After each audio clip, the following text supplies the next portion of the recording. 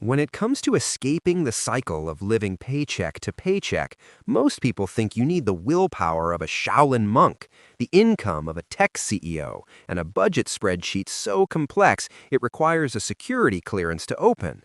We are conditioned to believe that saving money is the result of spending less. We think of it as a reward we get at the end of the month, like a dessert we're only allowed to eat if we finish all our broccoli first. They tell you to track your expenses. They tell you to collect every receipt, analyze your spending habits, and cut back on joy until there is money left over at the end of the month. They tell you to discipline yourself to say no to everything so that magically, on the last day of the month, there will be a pile of cash sitting there waiting to be saved. And usually, following this advice results in the exact same outcome: zero. You reach the end of the month, you look at your bank account, and there is nothing left. The money has evaporated. It vanished into the ether of miscellaneous expenses, impulsive snacks, and subscriptions you forgot you had.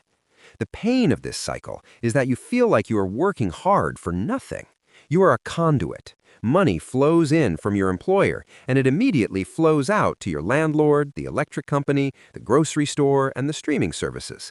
Everyone gets paid. Everyone gets a piece of your hard work. Everyone, that is, except you. You are the one doing the work, but you are the last one in line to get paid. You are effectively working for free for everyone else.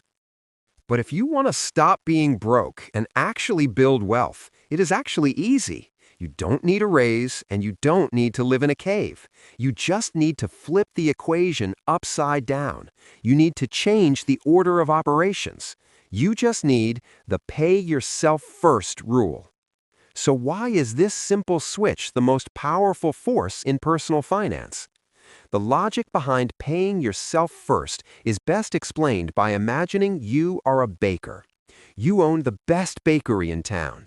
Every morning you wake up at 4 a.m. to bake a delicious, steaming hot apple pie. The smell fills the room. It is your masterpiece. Now, imagine that as soon as you take the pie out of the oven, a line of customers kicks open the door. The landlord wants a slice. The power company wants a slice. The internet provider wants a slice. The credit card company wants 2 slices.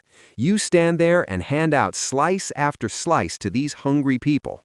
By the time the line is gone, you look down at the pie tin. It is empty. There are just crumbs left. You, the baker, the one who woke up early, bought the ingredients, and did the work, you get nothing. You starve. This is how most people manage their money. They treat themselves like the last customer in line. The pay yourself first rule says when the pie comes out of the oven, you immediately cut a slice for yourself and eat it. Then you open the door for the others. If the pie runs out, the landlord or the internet provider might have to wait, or you might have to bake a bigger pie, but you have already eaten. You are fed. The math is actually simple. It looks like this. The old way, the broke way, income minus expenses equals savings. The problem is that expenses always expand to match income.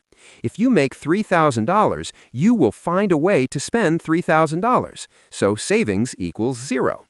The new way, the wealthy way, income minus savings equals expenses. You subtract the savings before you pay a single bill. The savings are treated as a bill. The aha moment comes when you realize that the government already does this to you and you don't even complain about it. It's called taxes. When you get your paycheck, the government has already taken their cut. They don't wait until the end of the month and ask, "Hey, do you have any money left over for us?" No, they snatch it before it even hits your bank account. They pay themselves first. If the government can prioritize their money over your bills, why can't you prioritize your own future over your current bills? Now that we understand why we need to eat the first slice, how do we actually do it without defaulting on our rent? Step 1 is the easy first step, the tax yourself mindset.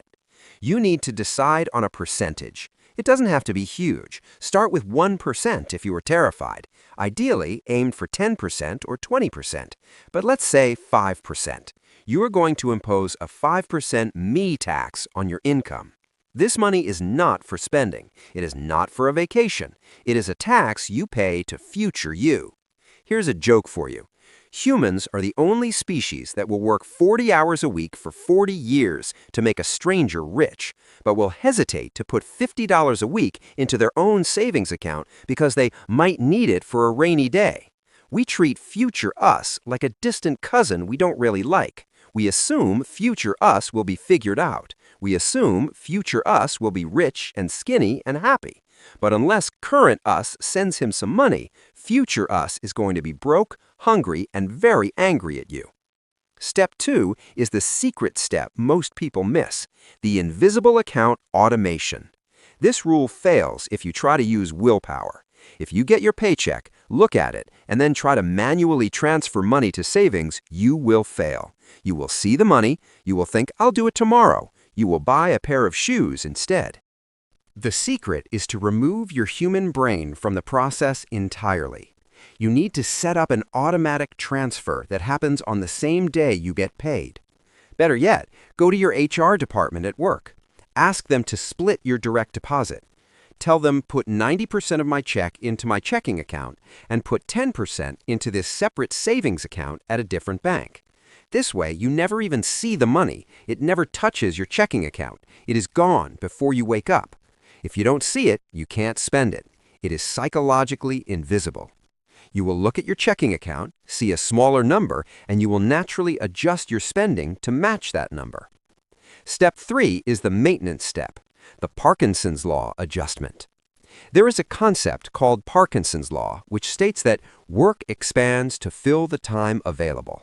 In finance, expenses expand to fill the income available. If you have a tube of toothpaste and it is full, you use a giant glob of toothpaste. You are wasteful. If the tube is almost empty, you squeeze it, you roll it up, you scrape every last molecule out. You make it last. By paying yourself first, you are artificially emptying the toothpaste tube. You are creating artificial scarcity. When you look at your checking account and you have $200 less than usual, you won't starve. You will just naturally be a little more careful. You will skip one takeout meal. You will wait a week to buy that shirt. You will squeeze the tube. You won't even notice the lifestyle change, but in the background, your savings account will be exploding. Now we have to do the reality check. I can hear the defensive screaming from here. You might be thinking, John, this is impossible. I am living paycheck to paycheck. I have exactly enough money to pay my bills. If I take out 10% first, my rent check will bounce. I literally cannot afford to save. This is the most common excuse, and it feels very real, but it is usually based on a logical fallacy called the zero-sum trap. The rebuttal is simple. If the government raised income taxes by 5% tomorrow, would you starve to death? Would you become homeless?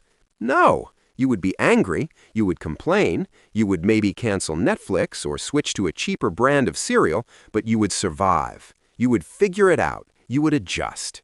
If you can adjust for the government, you can adjust for yourself. The reason you think you need every penny you make is that you have access to every penny you make. You spend it because it is there. If you remove it, your brain will solve the problem of living on less. Furthermore, if you wait until you can afford to save, you will never save. There will always be a new expense. The car will break. The dog will get sick. It will be Christmas. There is never a good time to take money out of your circulation. You have to force it. If you truly, mathematically cannot save 10%, then save 1%. Save $5. The amount doesn't matter as much as the habit. You need to break the neural pathway that says expenses come first. You need to build the muscle that says I come first. If you pay your bills first and save what is left, you are telling yourself that your landlord's wealth is more important than your own. You are telling yourself that the electric company's profit margin is more important than your retirement. Stop disrespecting yourself. The pay yourself first rule is the only way to break the cycle of being broke because it guarantees that wealth building happens automatically, regardless of what chaos happens in your life during the month. It guarantees that you are accumulating capital, and once you have capital, you have options. When you pay yourself first, you are buying your freedom one paycheck at a time. You are stealing fire from the gods. You are taking your slice of the pie while it is still hot and letting the rest of the world fight over the leftovers. So to summarize, flip the equation so savings is a bill you pay immediately, automate the transfer so you never see the money, pretend the government raised your taxes so you learn to live on less, and never let the landlord eat before you do. Anyway, I'm collecting donations in the form of subscribes to fund the next video.